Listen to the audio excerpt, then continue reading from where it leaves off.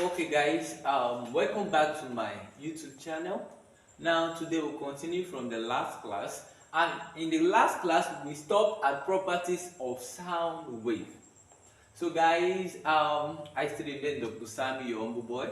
So if you're new to this channel, ensure you subscribe before leaving this channel, and also like and turn on the notification bell. Drop your review, that is the comment you have for this video, in the comment section below. Thank you for doing that. Now we'll continue from where we stop, properties of sound wave. So now the first properties of sound wave I listed in the last class was reflection.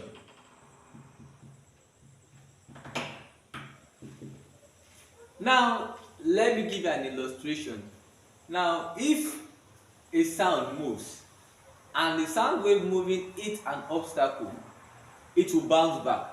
And that act of a sound moving, hitting an obstacle, coming back is what we call reflection.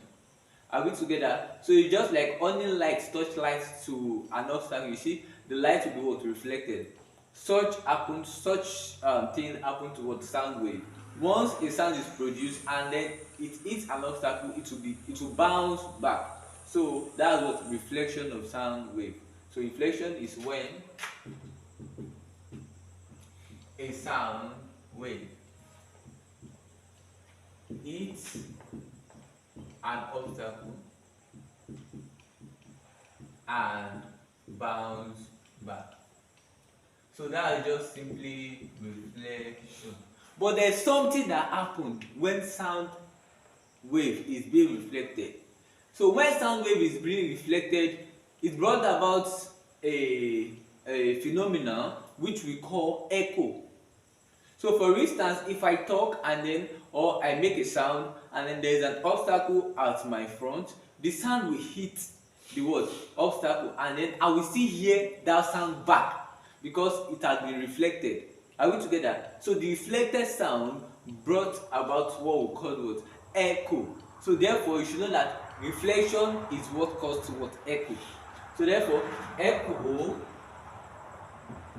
can now simply be is the sound produced after the reflection of sound wave.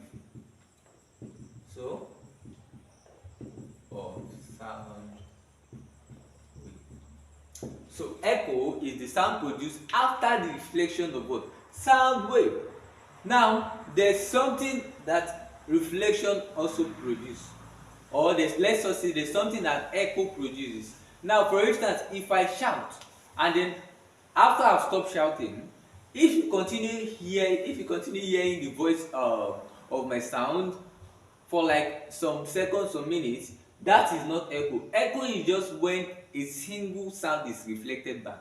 But once you are still hearing that sound, continuous echoing or continuous reflection of sound, then we call that reverberation. So reverberation is simply continuous production of echo.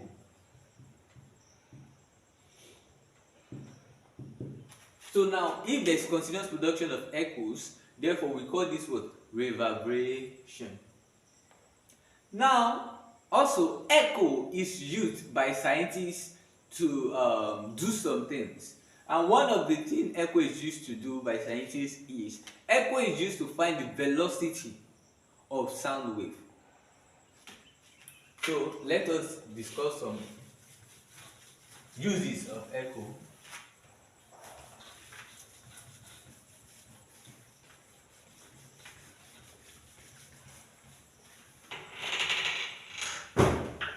Uses of echo. Echo. It's used to determine sound speed or velocity. Now we use echo to determine the sound speed or velocity. So now for instance, let me say I'm standing at a fixed position or distance from an obstacle and I make a sound. Are we together? My sound will hit the obstacle and then come back to me. So therefore, the rate at which the sound travels to hit the obstacle and come back to me, I could what? Calculate it, and that's what we call the speed or velocity. So by formula, we can use a formula to calculate the speed by principle of what? Echo. And the formula is v equals to 2d over t. Are we together? Why? Because the total distance covered is 2.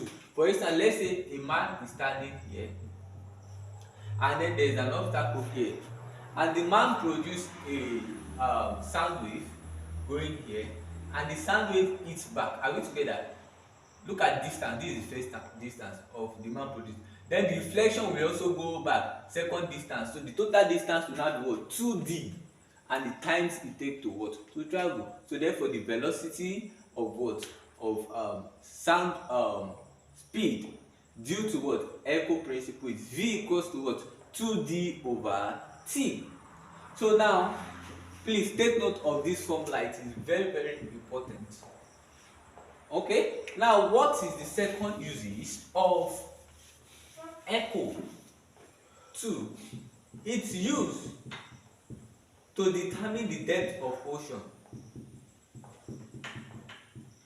So echo is used to determine the depth of ocean. So how deep an ocean is, we use echo what? To determine it. Because like if a sound is produced in an ocean, the time it will take for it to reach the bed of the water, that is the downside of the ocean, and the time it will take for the sound to reflect back, we could use this to calculate how far or how deep that ocean is.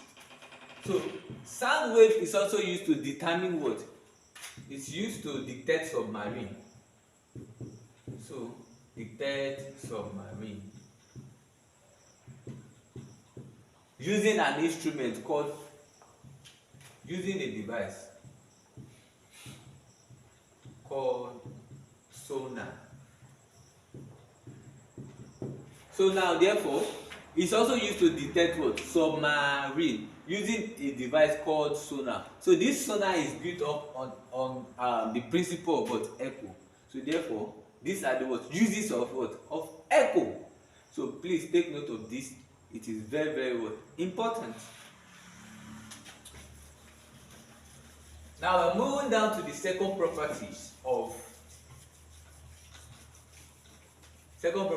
sound wave. Now, which is rarefaction. Now, rarefaction is when a sound wave moves from one medium to another, and the two medium the sound wave is moving from is of different density. So rarefaction is when a sound wave moves from one medium to another of different density.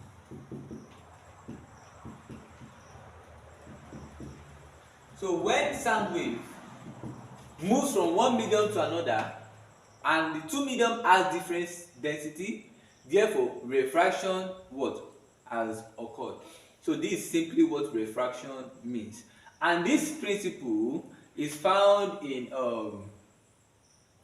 the day breeze and night breeze. Now you notice something, that the night breeze is always warm. That is why your water at night is warm, and the day breeze is always what? Cold. That is why your water at day is what? Is cold.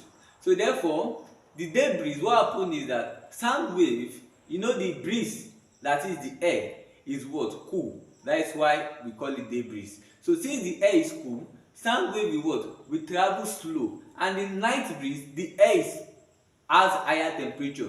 Therefore, it will travel fast in what? Higher temperature. So these two breezes are of different density. So what you could take note from this effect is that sound wave travels in what?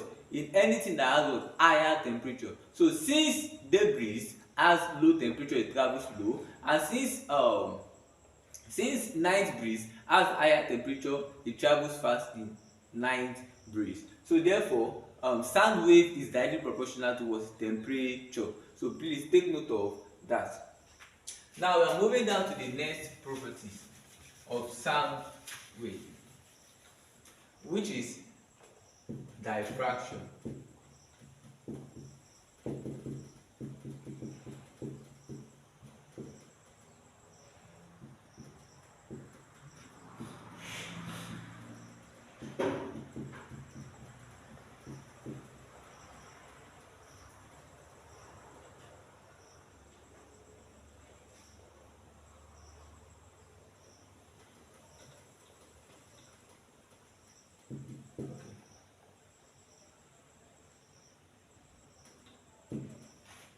Now, when a sound wave spreads, are we together? When you make a noise and then it spread, this property is what we call diffraction.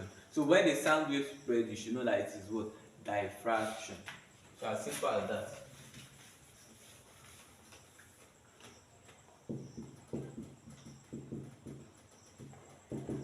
Now, interference is when two waves meet and then they produce higher sound.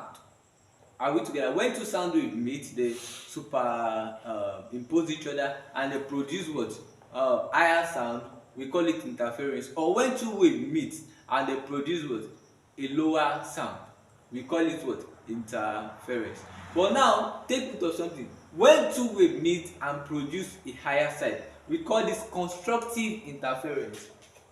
Constructive interference. So that's when two waves meet and produce higher sound. We call it constructive interference. But when two waves meet and produce a lower sound, we call this destructive interference. Destructive interference. So please take note of this. Very, very, very important. Now, thank you for watching my video, and don't forget to subscribe. I love you.